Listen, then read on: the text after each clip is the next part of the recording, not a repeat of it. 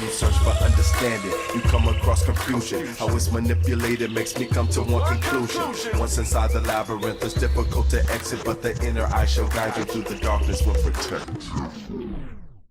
Welcome back, everybody. We are here, another episode of the One Great Work Warriors. I want to welcome you all back for this great discussion. We have a great topic that we're going to be breaking down, and the topic is the methods of manipulation.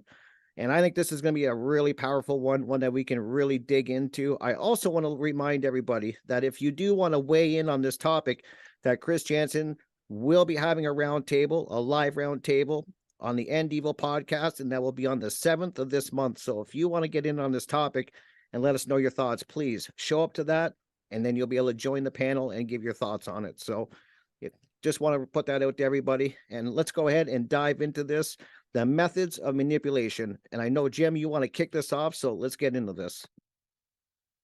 Cool. Thank you, Rick. And thank you all you guys. I'm always grateful and honored to be able to share this platform with you guys. So thank you. All right. So today we're going to be talking about the methods of manipulation. So before we get into the methods, let's just start with the definition. So manipulation is to control or play upon by artful, unfair, or insidious means, especially to one's own advantage. So I think the key word here is control, right? Like, how do you control other people to do what you want them to do, right? And in other words, to create an imbalance of power so things work out in your favor, right? So like creating that imbalance, and like us here, we're always talking about natural law and consciousness, like shifting the consciousness in that. And like that right there, the imbalance, like when we talk about laws of nature, rhythm, that's all about balance. And you know, and what are the consequences of not living in balance, in all aspects of life. So, and then consciousness, when it comes to consciousness, we're always trying to figure out ways of how we can help people get out of this moral relativistic way of being and thinking and believing. And so and of course moral relativism too is definitely a method of manipulation. So we may get into that later.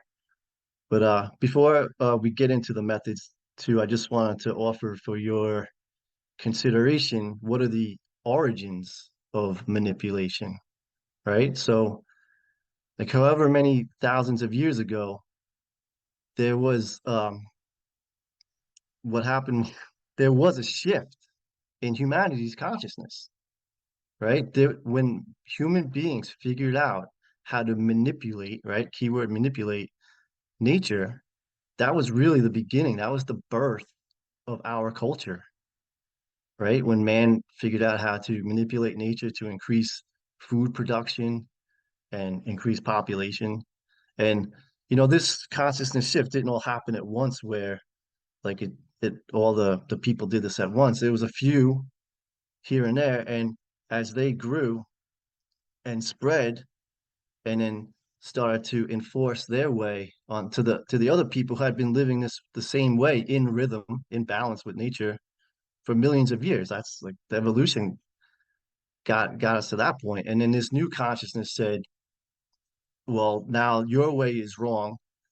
You guys have to do things our way. And that was like really the beginning of government, right? That when rulership over people, when other people started to say like that they had the right to tell others that they have the what to do. Like our way is right and your way is wrong. And so that consciousness spread over the thousands of years, and you could see it in most recent history in the native tribes of America, and how those people, they were living in harmony and balance and rhythm with the nature of the land, and some were hunters and gatherers, and others were uh, practicing forms of agriculture too, but not in a way where they were like disrespecting or plundering the land, and nor were they going to the other tribes and saying, your way is wrong and our way is right, and you have to do things our way. It wasn't until that agricultural consciousness came across to America, and they started to manipulate the people and saying our way is the right way, your way is wrong. And you could see how that played out. So what I'm trying to get at is we are all descendants of tribes who have been manipulated to believe there is only one right way. And this consciousness has taken over humanity. And it all began with man's ability to manipulate nature, right? Keyword always manipulate. And by manipulating nature, that was the beginning of the imbalance, right? And hence the creation of the imbalance of power that we see today, that we talk about when it comes to authority. So I'll pass it off to whoever wants to go. We'll get into the methods. Manipulation.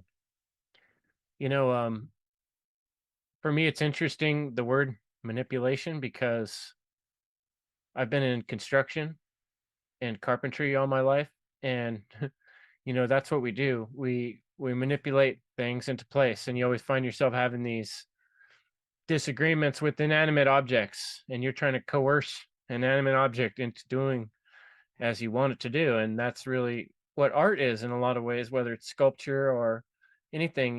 There's nothing bad or evil about manipulation, but the type of manipulation that we're talking about in this episode is the most sinister of all: one human manipulating another for their personal gain. And this can be groups of people manipulating other groups of people for the gain of their group, or it can be whatever you can imagine in between. And then within a society, like Jim's saying, that there's been human to human manipulation going on for generations. We might all disagree a little bit about where in history things got worse, or how much worse they are now than then. But it's definitely evident that all through history that we know of, we've had this repeating pattern of humans trying to enslave other humans. And in the modern day, the type of slavery that we're experiencing is not always obvious. In fact, most people that I talk to would not like to admit that they're in a state of slavery. And I find myself trying to convince people that the situation is worse than they recognize it is. And one of the ways I've found to kind of paint this picture is to kind of like look at the walls of the cage that we're in, point out the bars. How else do you describe to someone, you're trying to tell people you're in a prison, and they're saying, no, I'm not. This is the most free thing we've ever had. That's literally what people think. And you're saying, look, I can see the bars. I can describe them. I can describe their shape and color, and I can describe why you can't get out of them. And so that's kind of like, I think the importance of the conversation we're having today is, how do they enslave us? How are we enslaved? What are the actual things, so we can point out and describe what those things are and how they work, so people can better see them and understand that that is the case. That is indeed what's going on around us. And we can kind of get on the same page as much as possible. So I hope that what I'm just trying to do is summarize what we're trying to get at here. And I hope that that is a good summary. I'll pass it to Brandon next, and you could give your interpretation of what we're trying to do today and see if we're on the same page on that. All right. And thank you, Jim, Chris, and thank you, uh, Derek, Jerry, and Rick, for always, being consistent and making these sacrifices to, try to raise human consciousness. Uh, the the term method got me thinking of Method Man from the Wu-Tang Clan. But the etymology of the word method is a way of doing something, a way of, like a way of doing pretty much anything. So, we talked about the methods of manipulation. This reminds me of early in Mark's work, when he talked about how humanity's consciousness is being held back. And one of the things that he had brought up was the manipulation of our primal fears. So that was one of the things that I had selected was, how they use this to control us. And the four that he had listed was darkness, fear of predators, fear of abandonment, and fear of chaos. And I was thinking that all of that pretty much springs out of the fear of death. And let's take the fear of predators. They constantly use repetition to install these indoctrinations and, like in these forms of belief that there's always some boogeyman out there. They're doing that today. And then also they also twist these primal fears by getting certain individuals portrayed in people's mindset as the predators. Those darn gun owners who own AR-15s, they're the predators. Those people who love freedom, they are, how the predators. So it's twofold. Psychopaths are very good at twisting because they don't really create, so they're always twisting the narrative. And just look at the fear of chaos. They always use terms like national security, or it's for your safety, or it's all about being secure. Well, I never asked you to be my security. So hell, again, they always use these methods to twist, to take something and twist it, and then they constantly will repeat this. They will constantly use means to indoctrinate you to get you to believe in these fears. And let's look at the fear of abandonment. We saw this during the whole scamdemic. People wasn't really, willing to use their voices, and then you punish. You use some of the positive reinforcements to punish those who do speak out. So people see what's happening. They see what happened to some of those doctors who may have spoken out. They see what have happened to some of those people who didn't want to wear the face diapers and breathe in your own mouth farts. People can visibly see that. So in their mind, subconsciously, they're like, it's like Jim said earlier, we all come from a tribe. Well, to be kicked out of that tribe means what? It means death. Therefore, taking advantage of your fear of death. So and then we can look at darkness. They're always telling you stay in the dark, stay ignorant. There's no need for you to think. And then they also manipulate and twist that too. We talk about how obfuscation of words, to twist, to deter, to bend. Well, you can do that, hell, with our fears too, and then they portray as the ones who are trying to bring truth, as the ones who are, the ones who are bringing the darkness. And they'll never ever mention the term shadow work. You've never ever heard that term mentioned on any of the like the mainstream platform, or anybody that's been given a letter by Caesar and granted authority. You never ever will hear them about doing some shadow work or doing some form of internal work. So the manipulation of our fears is one of the biggest things, and especially the fear of death.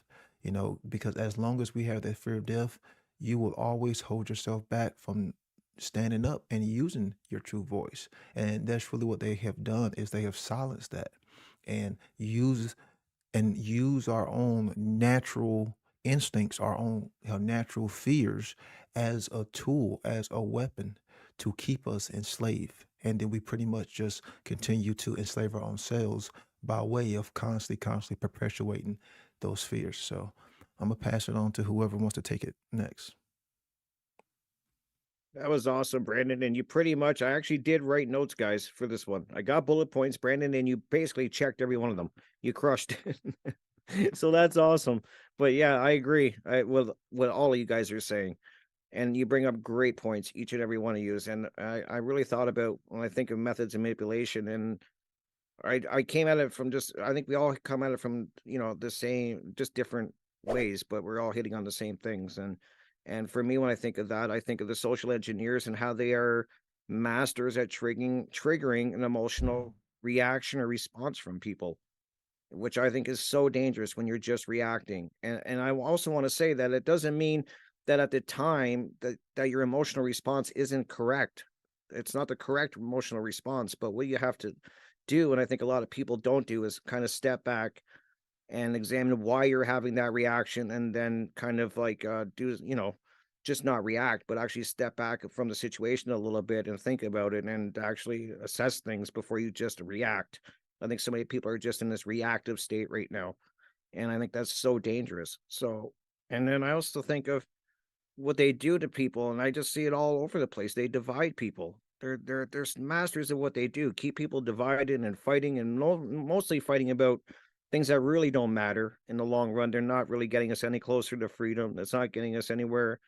We say we want freedom, but then we're arguing about things that aren't really getting us any closer to it. And I think they do that on purpose. And you also said, Brandon, perfect. Fear was a big one that I had. I think so many people are coming from, they're reacting, and if it's all fear based. And for me during COVID, and that it was definitely guilt. That's a big one they do too, is this guilt and like emotional blackmail kind of. And that was happening so bad during then, as we all know. And it's just, yeah, they're really good at what they do. And I think that's what we have to realize we're up against. And the other thing I see them doing too is repetition. I think, you repeat it enough and by enough people, that becomes very effective. And I think we can all think of situations where, you just more people join in and they start repeating whatever it is. And the more people that get behind it, the more people that start repeating it, more people start following it. And so, it's like this, it's really a technique that is being used on us right now. And I think a lot of things that start off could get infiltrated and kind of pollute great ideas. I think things start from a great spot, and then, the people get, the bad people get in there and start infiltrating and dividing again and starting from the inside and like rotting the message from the inside out. So that's what I wanted to add. I just think that when I think of the methods of manipulation, they're so vast and done in so many ways. And I think definitely know that social media is, and it's kind of builds on what Jim was saying. Like I think about as tech, back, thousands of years ago, I think it was harder to manipulate people because it was harder to get the message around. Like it was slower. Now with technology, it's so quick that you can just, as tech's improving, the manipulation is becoming so quick and so vast, and it's just instant. And I think that we have to be really aware of that. Thousands of years ago, I think it took a long time. You could do it, but it wasn't as quick as it is now. So I think that's one of the bad sides to tech, is that we have to be careful of that. So that's my thoughts, guys. When I think of the methods of manipulation, I think that we could sit here for days and all the different methods they're using against us. So that's my thoughts, and I'll pass it on to Derek. Yo, thank you, fellas, gentlemen. Yeah, great points all around so far.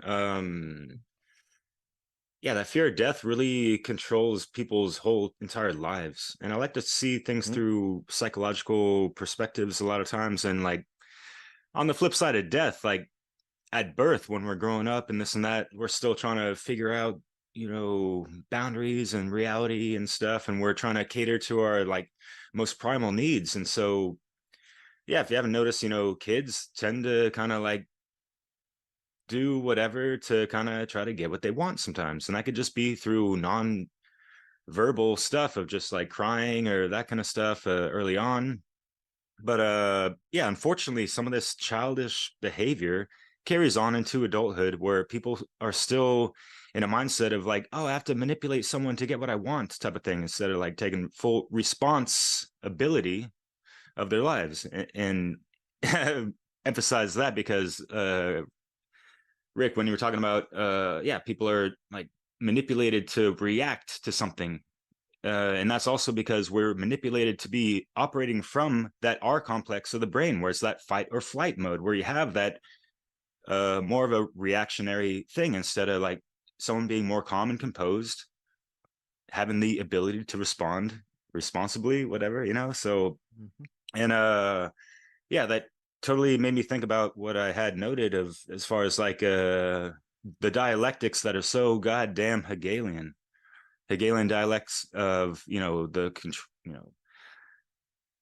know this one, right? In the century of psyops, and that's where the Loomis from Channel Down Radio had a great conversation with him. He mentioned that, yeah, like psychological operations seem to be paramount in this past 20th century with the rise of technology, as you said. And like, yeah, there's so many different ways that they're coming up with since the 1990s. Thinking back of, just our financial system, that's manipulation. So many creations of society that have people limited to such a degree where, like, if we're in America, yeah, we have to understand, insurance and all this, stuff, and the fees and credit scores and all these things that kind of limit one's freedom to just kind of like properly and freely purchase and acquire things and properties and other stuff. And if you want to drive a car, Jim, like you said last episode, yeah, we're all compromised to so many degrees based off of like so many tactics of manipulation, unfortunately. And going back to the Hegelian dialectic, yeah, of course, it's like manufacturers creating possibly a false flag, or it could be tailing off of something that actually happened. But the problem, reaction, solution, right? So they're manufacturing usually all of it. They want to manufacture a certain type of mass reaction of the public, and they like to play both sides of the coin. Think of controlled opposition and all that. And they already have a couple solutions in hand to offer to the public. And in the time of when people are in that fight or flight, our complex, reptilian part of the brain, yes, they're going to be a lot more easily persuaded, convinced, and manipulated that way. And as far as the word persuasion, watching a couple of videos about that, I think it was a lawyer who mentions, differences between persuasion and manipulation. And persuasion is more of, it's either going to be a win for one side or a win-win. There's not going to be someone taking a loss really in that kind of interaction or transaction. But as far as like manipulation, it's usually based on some kind of lie. As far as like human interaction, like Chris, I appreciate you mentioning the whole like, yeah, like we have to manipulate certain things in reality to construct and build certain things. And Jim, what you said about, us manipulating nature and kind of getting imbalanced with that and not understanding our proper symbiotic relationship with that, we've been completely, imbalanced and, taken way much more than, given back. I mean, like, I really like what you mentioned with the whole, like, ancestral aspects. And, I really liked learning about, from what little smidgen I did growing up in school, California, talking about like Miwoks and Native American culture, and that they did try to stay balanced with the land. And yeah, they only took what they needed and tried to give back and give thanks and praise and all that. It was a very, walking on sacred land type of stuff. And where today it's like we just take that shit for granted. Mm-hmm. We could talk about how our connection with the earth is manipulated, just, from the technology of, wearing shoes. And my ex-wife was from Tahiti, and they have a saying or kind of story about how man lost its connection with earth, just by an inch or half an inch, just because of sandals or something like that. Like, since we're not barefoot anymore, we're not getting that, earth touch as we normally should be. And like, unfortunately, yes, the elements are polluted and all that stuff, compromised, like I mentioned in the last video, due to excessive manipulation of a lot of stuff and not being responsible for, the cause and effects of the negative effects that we've seen and how the elements are polluted. So if we're trying to be grounded on the earth, unfortunately things are a little polluted. I'm getting off track, but Jerry, what's good, man? Thanks for the pass, brother. Man, I was enjoying what I was hearing, so can't wait for what you have to say next. But with the methods of manipulation, this is a juicy topic. So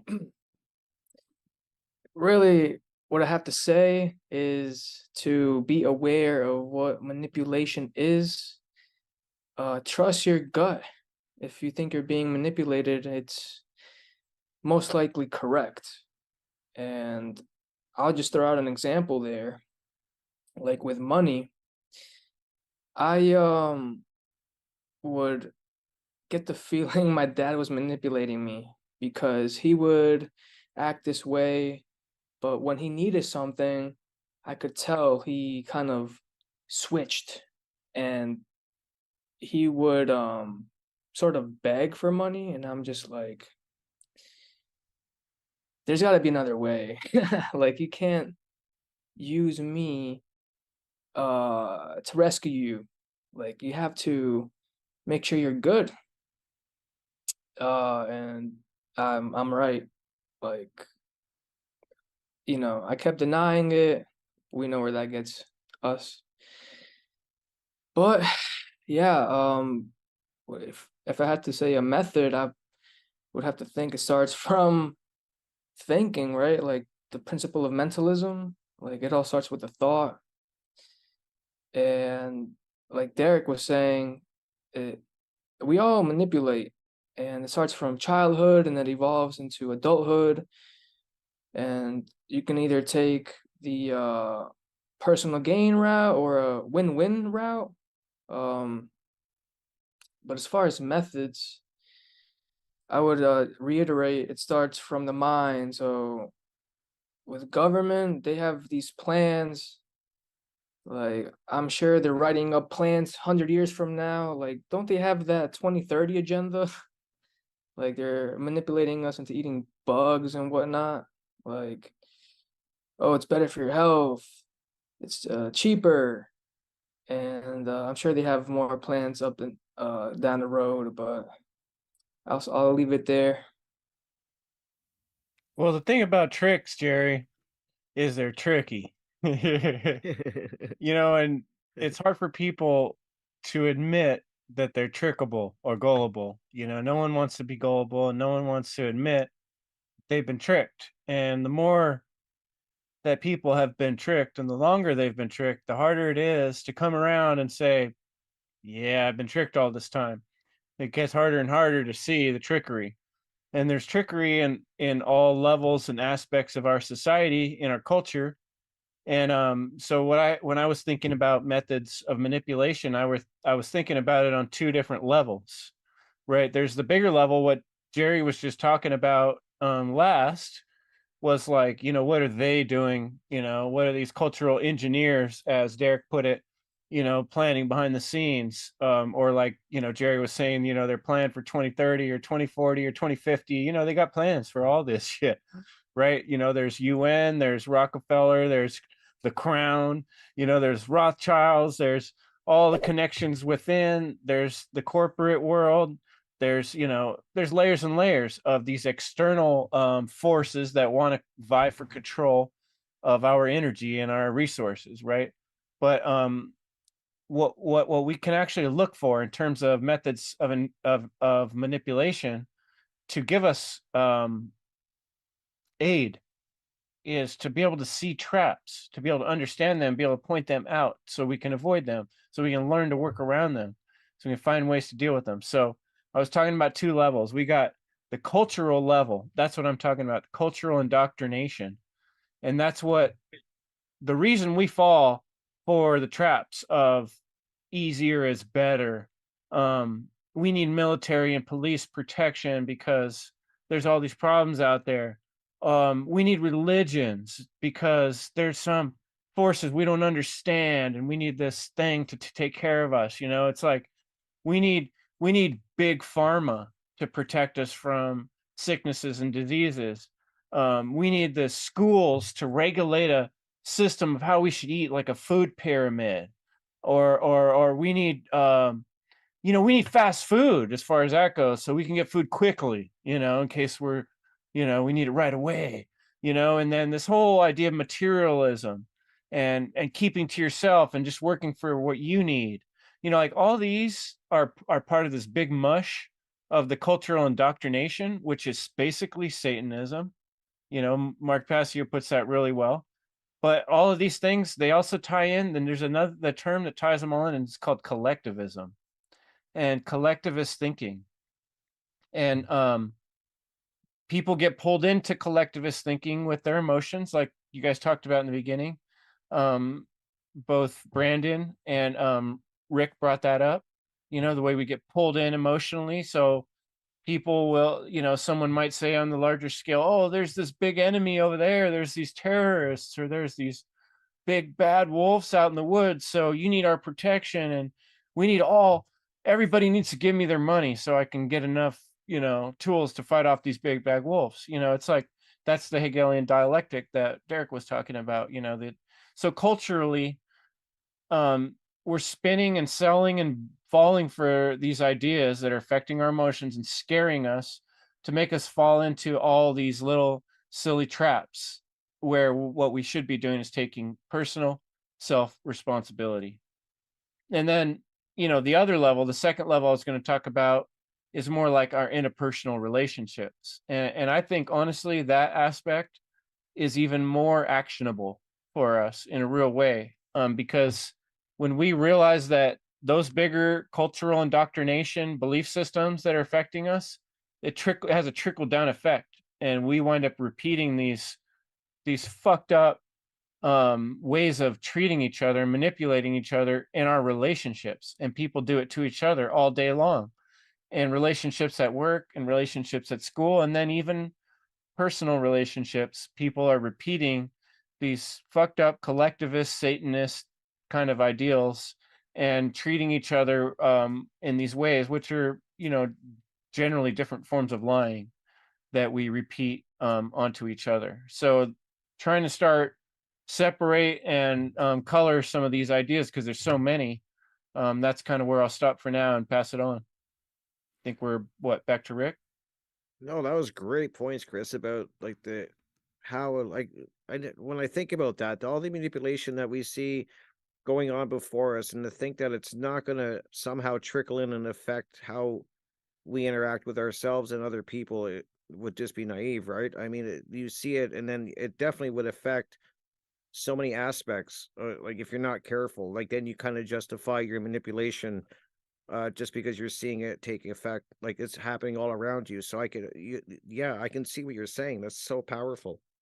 And then I also think about how they sell these manipulations to people, and it always seems to be some good-looking person they stick up on a stage who's really charismatic, can really sell the message. They might put a few letters before their name, and then it seems that people just are so eager and willing just to buy into whatever they're selling. It's because I think of all the way that they do it, and they always got some, like I said, charismatic person that's selling this and putting them up on as the spokesperson, and they're smarter than everybody, and they know what's going on, and they're going to fix it. And I just see, I really, that's why I was saying, like, when you think about these methods of manipulation, and I'm so glad that we're talking about this, because you're all bringing up so many amazing points, and it's such a big, like you said, ball, Chris, when you start diving into this. And I think we're being, I was saying today to my wife that I think we're being manipulated pretty much from the time we're born, to some degree or another. And that doesn't mean it's all bad, but we're definitely being manipulated. Like you were saying, Chris, at the beginning, like, you're manipulating things even when you're building and stuff. So it's a big topic. So that's all I got to say. Whoever wants to add on to that would be Yeah. great.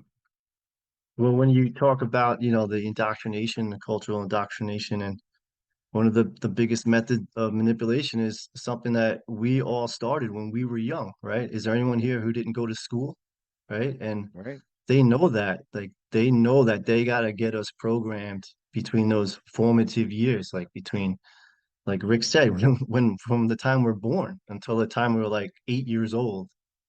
That's the time when they need to manipulate us to be indoctrinated to believe in all their authority, right? And I always like listening to that guy, John Taylor Gatto, and I just like to throw out there anyone. There's a great series called The Ultimate History Lesson, which he's interviewed by Richard Grove.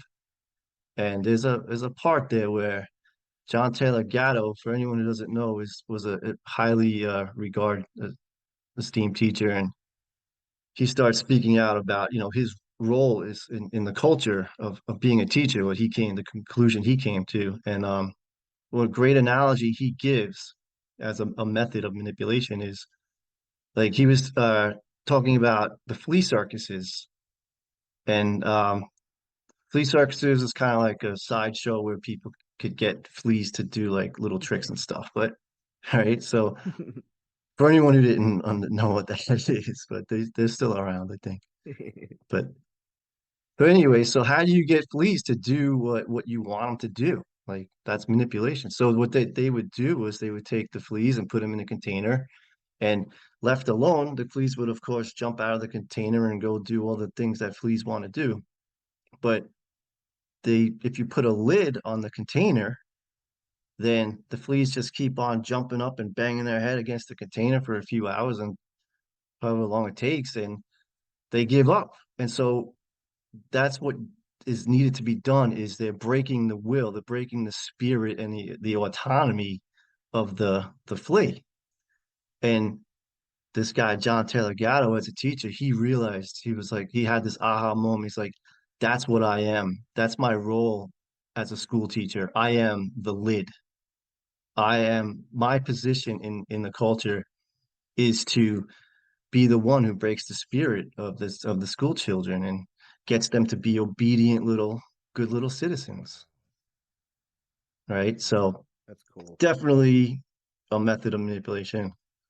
And just to be straight up honest, I have 2 kids in the school system, and I'm not proud of that, but they've got 2 more years left. But I've seen it. I've seen, what they've been able to do, the authority, how they listen to those authority figures over me a lot of times. It's sickening, but um pass it off to Brandon.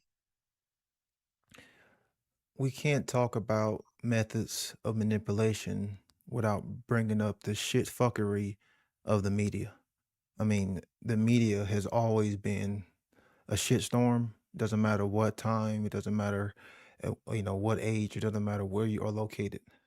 If you look up what the etymology of the word media means, it's the median. It's the middle point. It's the middle point between your consciousness, which would be, the lower point, and then of course the controllers, the social engineers. That's the way for them to target you and to spread their level of influence. And you hear a lot today the media is left. Cause no, it's not. It's not left. It's not right. It's just whatever is being told, by the controllers. Let's rewind back to, the early 2000s, when we were told, Saddam Hussein had weapons of mass destruction. Was the media, using right, like talking points then? Yes, but that doesn't mean it was actually right because it'll switch based on whatever narrative that the controllers want it to be. And the media just blatantly lies. It just blatantly lies, and it uses, of course, repetition. So let's look up, some of the worst lies that the media has spread. Of course, the weapons of mass destruction. Number two, of what, a pandemic of the unvaccinated. We all remember that, right? A pandemic of the unvaccinated. And then let's not forget that the media was also saying that Joseph Stalin was not starving out, millions of his own, people, that there was no famine in Russia. The mainstream media just went along with that and just blatantly lied when, of course, the communist regime were, starving out millions of individuals. But the mainstream media, just lied and, saying, oh, no, no, it's just a conspiracy theory. And how can we forget in the early 1990s, the little Kuwaiti girl, she went in front of Congress and she was saying, oh, those individuals were, taking the babies out, they're incubators, just blatantly lie. And the media ran that mess so many times. And then what did that lead to? More massive chaos, more and more lives lost, more and more death. And then two, number five would be the Gulf of Tonkin incident, which we Yeah. all know, came out to be a big historic false flag. And I think one of the individuals who was involved in the incident, he said, for all we know, we were just out there shooting at pretty much nothing. So the media was used to spread these lies throughout all of these instances. And I want to ask you a question. When do you ever see the color green in any kind of newscast? You know, outside of the NBC logo, but do you ever see the color green? No. What's the main color they usually see red, blue. Yeah, I'm like, there's a particular reason because, not only are these colors, but these are frequencies. So usually they'll use the term red, when it's breaking news, pay attention, Donald Trump just did something, because it's the masculine color that's going to draw your attention, saying, hey, pay attention. This is what you need to be alert on. You need to be aware of this. And then they'll use, the frequency of the color blue, when they want, like when they want a more calm effect, like when they kind of want it to kind of flow by in your subconscious, because, it's a feminine color, it's non-threatening. And then too, you have to look at the symbols that are used in all of these mainstream media, logos. They all use a lot of solar symbolism or a lot of astrotheological, symbolism. And it's all for a reason. It's all for a reason. So who was spreading the propaganda in Nazi Germany? Was it not the media of their time? Yes, it was. Who was spreading the propaganda in the USSR, Soviet, Gestapo Russia? Was it not the media of their time? Who was spreading the propaganda in the early American states when that tyrant king claimed to have owned the land here? Was it not the media and the newspapers, spreading out all of that propaganda saying you need to pay your fair share in taxes? Who was spreading the propaganda even before the printing press? A lot of people don't know this. Was it not the media? Who was the media? Was it not the man on the street, the little boy, or, the male, who would get up early in the mornings and he would be paid, by whoever owned the land, from the king or one of the lords to spread propaganda, to spread the lies because they had their spies, everywhere to say, hey, England lost the war, so you need to hand over all of your like all of your banking notes. It was all propaganda, all being spread by the media. And it doesn't matter if that media came in the form of newspaper, doesn't matter if that media came in the form of radio, doesn't matter if that media came in the form of television, doesn't matter if that media came in the form of the internet. Because people will say, oh, CNN and all that stuff is dying. Hell no, it's not. People are just going toward Facebook. People are just going toward TikTok. People are just going toward freaking Instagram. People are just going toward YouTube Shorts to get their media. And what has been the reflection of that? What has been the consequences of this? Just look at all the lives lost, from us going over into the Middle East. And just like I said, how the media lies. Hey, I hate to inform you, the internet was created to control you.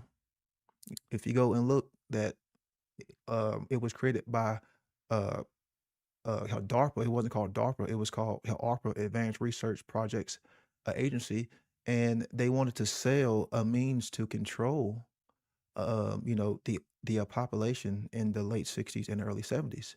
But of course, they couldn't, just come out and say, well, it was used as a means to control.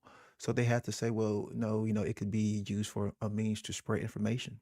It could be used for a means for us to communicate, which sounds like like a wonderful thing.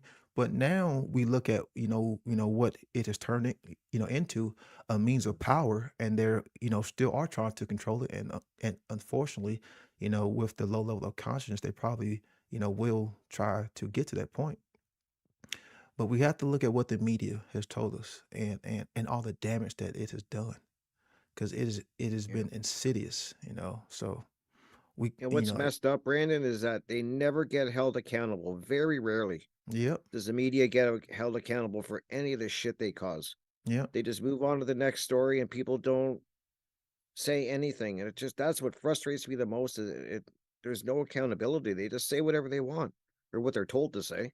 yep, because they just read off a script. Yeah. And then also understand that all those scripts are written by advanced script writers who just scribble shit down on paper, and they get you to subscribe to their scribbles.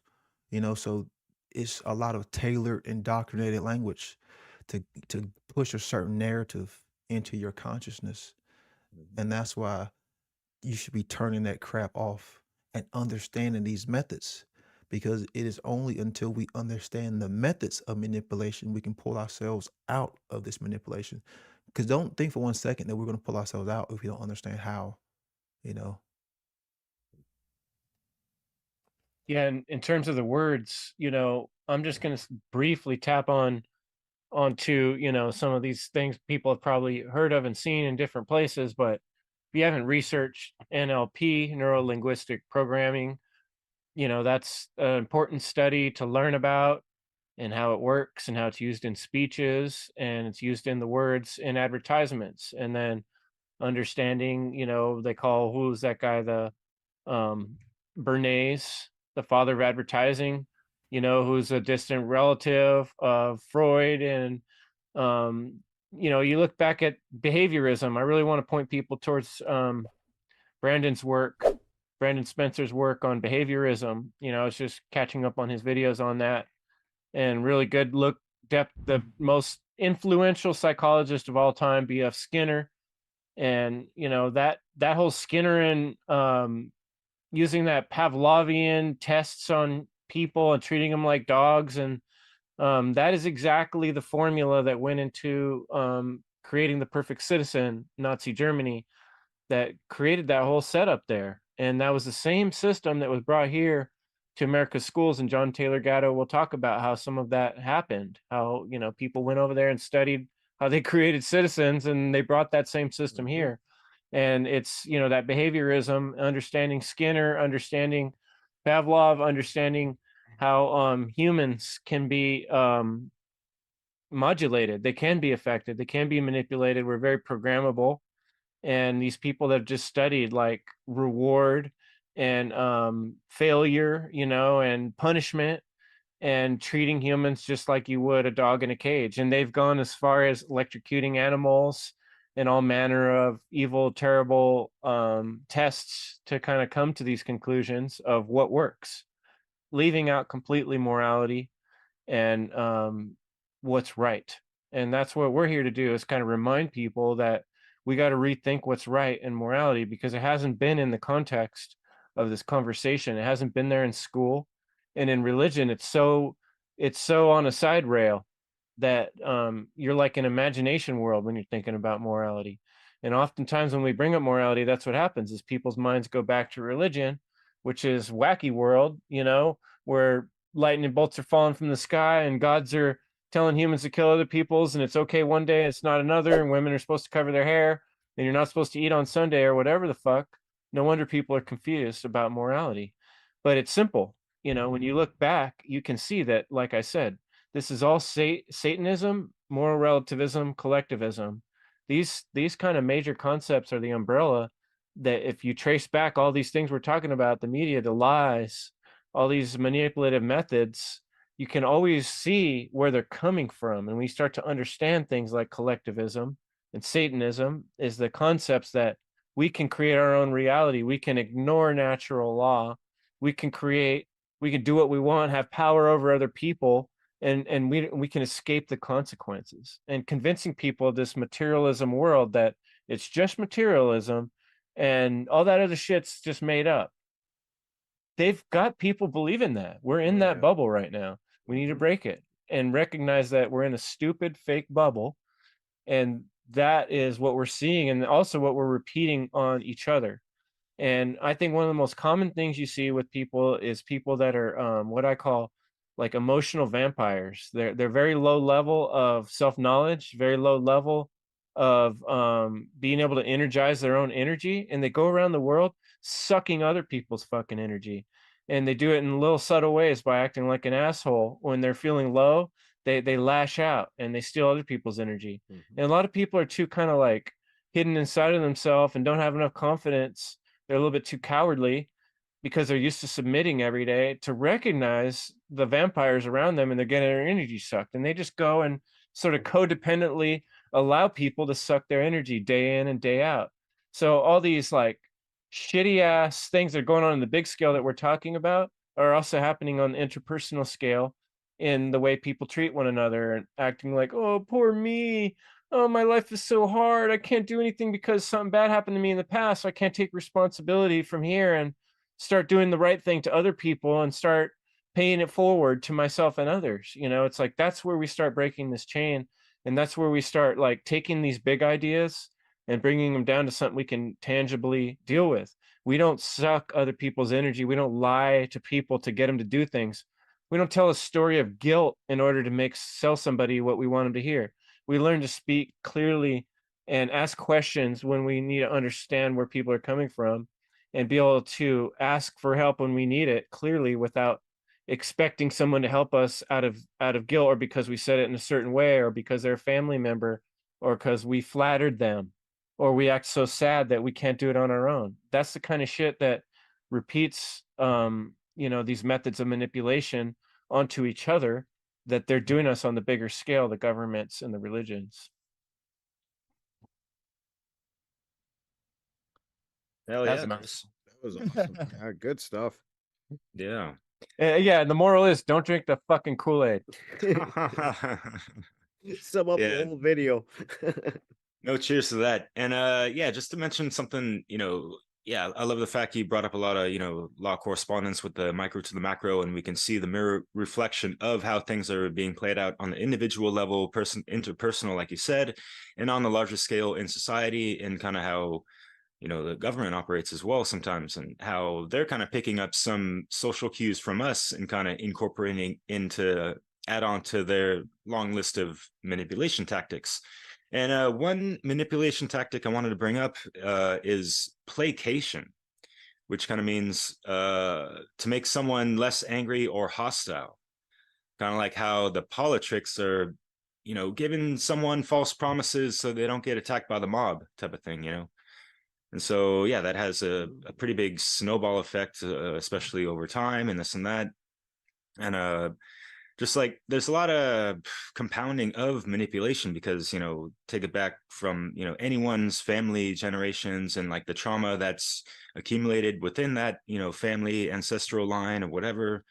So there's like a lot of stuff to be considered, like someone on a multitude of levels. And yeah, like the whole media stuff, the weapons of mass deception and distraction as well, to keep playing on both sides of our hemisphere to keep us imbalanced.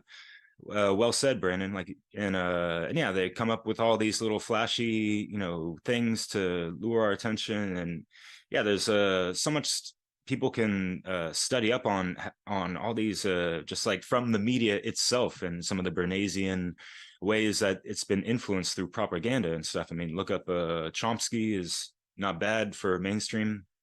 But as I was alluding to, just to get my notes out of the way of what I wanted to say, like the the Pavlovian monkey-mindedness is something, man. But yeah, like Pavlovian dogs, and there's been how many things have been studied like this, and think about MK Ultra, and then going back to the media, like Operation Mockingbird or whatever, Operation Northwoods, and all these things that I mean, these are written, documented things, even declassified at this point, that people can look up. It's nothing like, we're not making shit up about this stuff. And I mean, religious dogma has been around for fucking ever, and that's like something that we could easily pick apart. And we kind of did that in a previous discussion. Folks can find that, under our One Great Work Warrior playlist. But yeah, Chris, thank you so much for bringing up the whole narcissistic aspect of things, and how, yes, it drives people's behaviors to continue this vicious cycle of any kind of manipulation upon any other person, like whether it be, on their level, above or below. Yeah, the narcissistic NSPs is what Mario West calls it: narcissistic, sociopath, and psychopath. If you study, you can do a keyword search and look up, manipulation methods of a psychopath or a narcissist or whatever, and folks can find all types of stuff. And so for us to understand all these methods on the psychological level, first and foremost, like the mentalism behind it all, that will help us not be so manipulated ourselves and fall victim to these things and be duped and all that stuff. No, yeah, like Chris, you said, no one wants to be fucking duped or even admit it, but we all have to kind of come to terms that, yeah, we've been kind of born into this fallen time matrix, if you want to take it that far, whatever, just like all the corruption going on, that we all kind of got to come to terms with that and use that humblingness to just redeem oneself. You know, it's so much better on the other side once you're free from the chains and like taking the tentacles off yourself of the octopus of manipulation and the multitude of things that come with it all. Unfortunately, we got to fucking deal with that, and we could help each other. Chris, like you said, you know, it's nothing against anyone to ask for help. We all need some guidance, mentorship, you know, growing up. So yeah, thank you, gentlemen, for everything you brought to the table. I'm gonna pass it on. Jerry, Jim, you got something? Yeah, I just want to thank you guys for showing up, being here, teaching methods of manipulation. It's not not a really topic talked about that much, so I'm glad that we were able to discuss this. And I have some homework to do regarding a lot of what you just said, Derek. Chomsky, I want to look into that. I encourage everyone who needs some refreshing to go over Operation Mockingbird, just to know what we're doing this for, so know what we're fighting for. Yeah, I really am inspired by you guys, and thanks for listening. That's all I got. Yeah, and that MK Ultra research goes deep. There's quite a few different people that have written about their stories and experiences being put through that type of programming, but you can also see it in just about every big blockbuster movie out there, the symbolism. And just to put it really simply, it starts out by traumatizing the viewer or the watcher, and Disney's a perfect example. You watch any Disney movie, in the very beginning, usually one of them, the mother, the father, or both of them die. There's some traumatic event that traumatizes the child. And then, what the next stage is that they would do to traumatize a young person, to psychologically and fractionalize someone's brain, is to put them in a position where somehow they feel guilty for the death of their best friend or a little animal. And so some friend or animal is killed or destroyed or changed in front of them in such a way that traumatizes them, fractionalizes them, and they become kind of like a split personality. And then if you're kind of orchestrating all this, you can guide one of the personalities to that you can manipulate. And this has been done on a mass scale with people, with all the movies and the media, as Brandon pointed out. And so, like, I recommend people to look a little deeper into understanding MK Ultra and its origins. And once you start to see how it's been done to individuals, you can also see how it's being done on the large scale through the media. For I do sure. have one last method of manipulation, which isn't really talked about as much, but the use of subversion. This was brought on the scene by Yuri Bezmenov, and I could hear him, like in the back of my mind, subversion. But subversion just means to topple over, like to overthrow. And it can also mean to overthrow a law. So, they're using subversion to try to topple over the inherent, immutable natural laws. And to subvert something just means physical destruction, how to demolish. So basically, what you do is you bombard individuals with so much information to the point where it's a stimulation overload, to the point where they're confused. They can't consciously discern truth from falsehood, and therefore you let the vampire enter your home. Just like the old saying, the vampire has to be invited. Well, if you use subversion, you just let them in because you're so confused. You don't know who's good, you don't know who's bad, you don't know what's truth, you don't know what's false, and that's what we see. And he broke subversion down into like four main tenets, and the biggest one was demoralization. And we've seen that. People have been demoralized. They've seen so much fear, they've seen so much violence, seen so much rape, have so much war, so much coercion, so much theft, like just so much negative form of consciousness being bombarded over and over and over by means of repetition. It has literally brought out their animalistic lower level forms of consciousness. So they have been demoralized and actually animalized. I don't even know if that's a word, but their lower level base instincts are starting to kick in. That fear and response mechanism. And that's what we have seen with the whole demoralization. And that was the first step. And he said, like, that's the most important step because you can't subvert people who are good moral individuals because good moral individuals will step up and use the right amount of defense to stop this subversion. So it's sort of like, the whole totalitarian tiptoe, where you do small increments, and then you put the frog, like in the pot, and you slowly turn, the pot up to where it starts boiling. Well, that's pretty much what the whole point of demoralization was from the means of subversion. So then once we have been demoralized, that would lead to destabilization. And that was the second step. And you destabilize that particular area. You destabilize anything that made that society strong. You destabilize any form of principles. You destabilize any strong boundaries. You destabilize any form of connections, like to any higher form of consciousness or to any deity.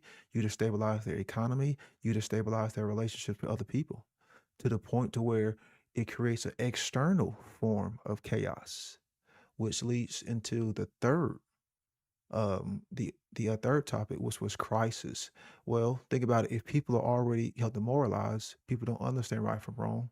People are, using forms of violence, engaged in forms of theft. Things are starting to break around from a societal aspect. The only other thing that's going to happen is a form of crisis, a massive form of chaos. And this was usually like a civil war or an invasion, you know? Sort of like what we're seeing now, unfortunately. And in this forms of crisis, there's a lot of violence, man, because you have to spread the trauma, you have to spread the fear, you have to install the trauma, and this is key because once things get normalized, once things like come back to settle down, once that regime and power has been shifted, and there's another person taking these forms of ranks, then he knows or she knows that the people have been traumatized. So they call that normalization. And what they do is you bring in more stability. But the only way to bring in more stability is you go in and you wipe out and you clean out all of the ones who brought in the instability beforehand. And that's why in every communistic regime, they shot the ones who brought them in because they knew too many secrets. I mean, just think about it. If you know how to use these tactics and you use them to get me in power, could you not also use these tactics to get someone else in power? So you would go in and you would just pretty much wipe out everything because the new dictator needs stability. He needs good, loyal, obedient leaders. He don't need people who are going to be out there talking about transgender rights. He don't need anyone out there who's going to be talking about freedom. He don't need anyone who's going to be out there talking about, women's rights, which rights only exist as an individual. But what I'm saying is these are all tactics of Marxist indoctrination. Like subversion was one of the main tactics of Marxist indoctrination, and subversion would also use means of dialectical manipulation. Hey, someone said something about your mama. Oh man, he stepped on your Jordans. So it's just all to create forms of cataclysm and division and friction within communities and within individuals. And that way, when you're fighting, they are planning, a means to take over. And that's what the whole Marxist ideology was all about, was to create so much chaos, create so much division. You get the idiots fighting with each other, and we just come in and we just take up, everything, because they're fighting each other. They're using their, like their means or resources on each other. They're going to be too tired to fight back. So it's going to be like lamb to the slaughter. So yeah, the use of subversion has been one of the main ideologies that's literally destroying people's consciousness, and they don't even know about it.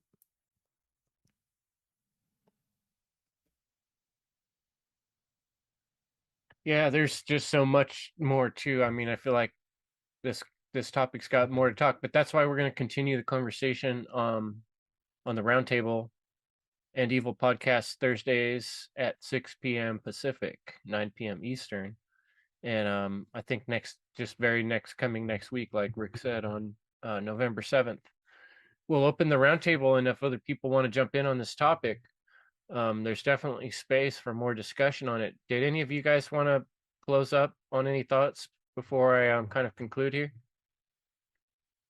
Go ahead, Derek. Jerry, unless I want you to say something if you got something on your mind, brother, because I just spoke recently. But yeah, I just wanted to mention and emphasize on like so much of these manipulation tactics, especially regarding the media and stuff. It's really to manipulate our perception on reality. And this is huge with what you guys mentioned before, the formative years, education, right? So we have to understand who is controlling these institutions, follow the money, if you will, that kind of stuff. But yeah, just some words of encouragement in regards and in face of all the divide and conquer strategies that we can all play our part in removing ourselves from that, trying to dissolve these divides, like Leslie Powers and I on our show, and really understand natural law, your universal God-given rights or from the creator, if you don't like the word God, whatever, but just these are eternal axioms of just like you're a part of the integral multidimensional being that you are. Step into that, embodiment of that, please, guys. And understand, yes, language is so huge as far as like a manipulation tactic, dialectics, Brandon, as you alluded to before. And yeah, understanding our grammar, right, as far as like the whole trivium process as well, the threefold path, but also as well, what also I realized, which helps out a lot in distinguishing certain, manipulative tactics as well, especially in conversation or when you're listening to anything on the television, news, especially, are logical fallacies. There's dozens of them. And if we study those, we understand a lot of the manipulation tactics, and we can just, see through the bullshit as well. So that's just kind of what I wanted to finish up on. Thank you, everyone, for listening. Yeah, just sign up for $99.99, and we're going to send you a pair of glasses, and you can see through the bullshit with these glasses, just like the movie, Too bad we didn't have those, because there's a lot of bullshit to see through. Could you imagine? Oh my God. They live, what? They live, yeah, that's what I was thinking about. Oh yeah, and I was trying to think of Kathy O'Brien when I was talking about MK Ultra. Kathy O'Brien's a good one to start with, and there's others, to look into, but she did the transformation of America. Right.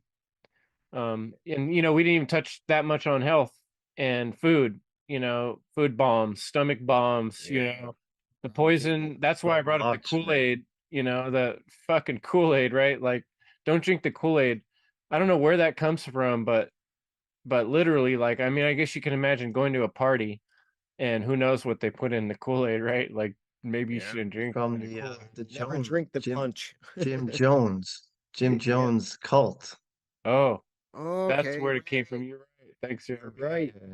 But for for the modern day, the Kool-Aid is like vaccines, man. It's the masks. It's the whatever shit they're coming down next with down the pipe, trying to sell you, whether it's Ukraine or you know, whatever's going on right now, that's the Kool-Aid. You know, don't drink it.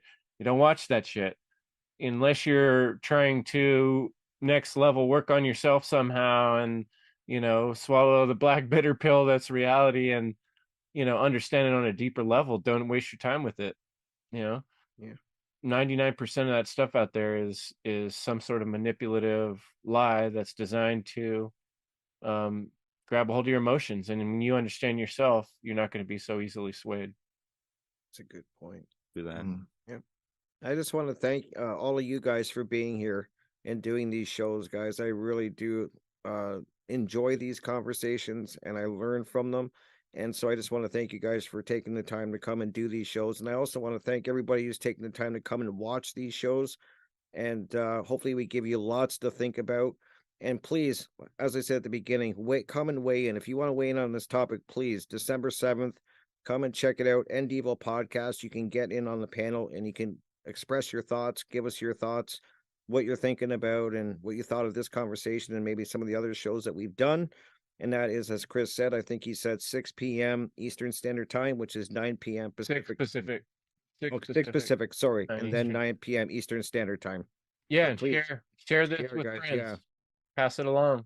And just to Absolutely. expand on what Rick said, even if you are a little nervous, you don't even have to talk, you know. You don't even have to show your face, you know, like you know, just come and join, you know. Like no one's Exactly. gonna force you to talk. No one's gonna force you to show your face.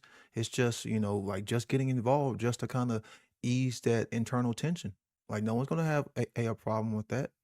If, you know, if we can help encourage you, and that's what you need to do. Hey, I don't think no one's going to complain about that.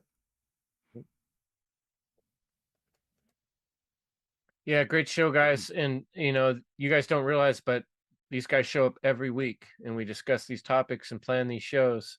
And no one's getting paid to do this. We're getting paid in universal credit, universal care credit for being alive, responsibility of being a human, and trying to feel decent about it in this fucked up world. So you know, take some inspiration and motivation from these other 5 gentlemen here and how brave they've been and consistent. And if they can do it, you can too. Well, thanks for joining us. Good night. Peace.